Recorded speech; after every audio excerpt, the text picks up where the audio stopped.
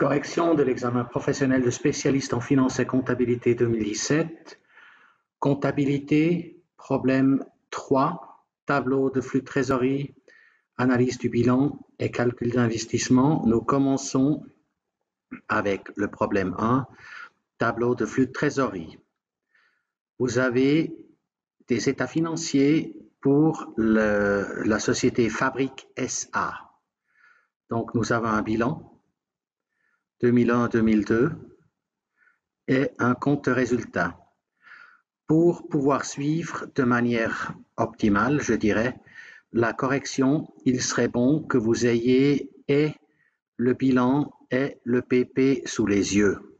On nous renseigne. Les créances et dettes résultant de livraison et prestations concernent les ventes de produits finis. Les dettes résultant de livraison et prestations concernent les achats matières.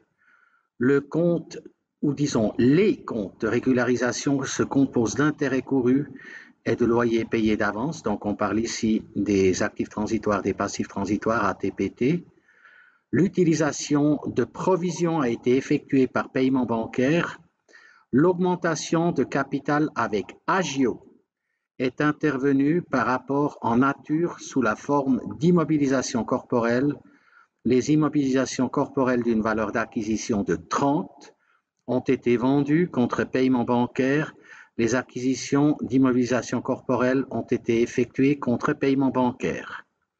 Remontons vite fait au capital action. Il a augmenté de 40 avec un agio de 16. Pendant qu'on y est, les réserves issues des bénéfices ont varié de secte. Ça aura toute son importance dans l'explication qui suit. En préambule, permettez-moi de revenir sur ce poste-là, bénéfices provenant de cession d'immobilisation corporelle, à la fin de l'explication.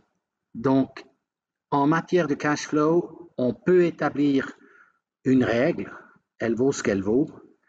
Une diminution d'actifs entraîne une augmentation de liquidité et vice-versa. Une diminution de passifs entraîne une diminution des liquidités et vice-versa, juste comme rappel.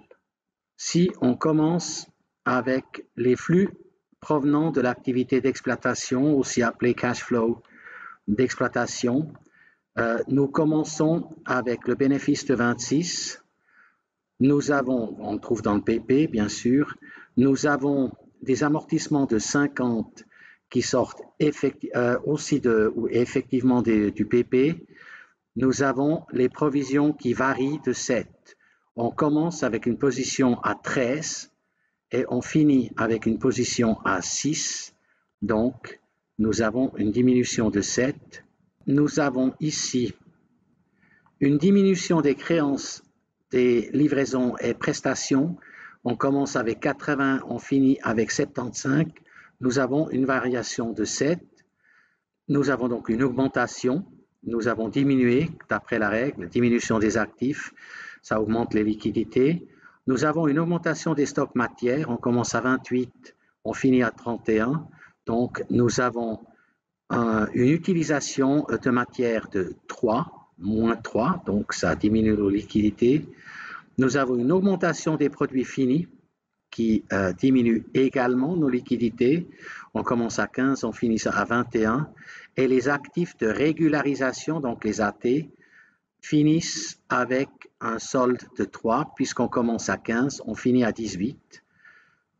Nous sommes à cette position-là, les actifs de régularisation.